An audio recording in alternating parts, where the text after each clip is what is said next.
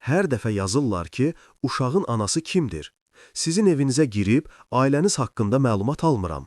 Deyirlər, uşağa yazığım gəlir.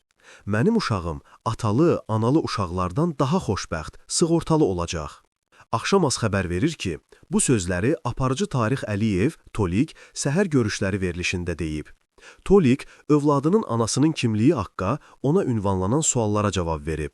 Hər şeyim, nə qazanmışamsa, övladımındır. O qədər rahatam ki, övladım xoşbəxt olacaq, siz narahat olmayın. 5 uşaq doğuzdurur, sonra çıxır Xoşqədəmin, Lalənin, Zaurun verilişinə ki, ərim atdı getdi. Mən elə olmaq istəmirəm. Gedib özümdən 10-20 yaş kiçik qız almaram. Vaxtında evlənsəydim, 25 yaşında qızım olardı.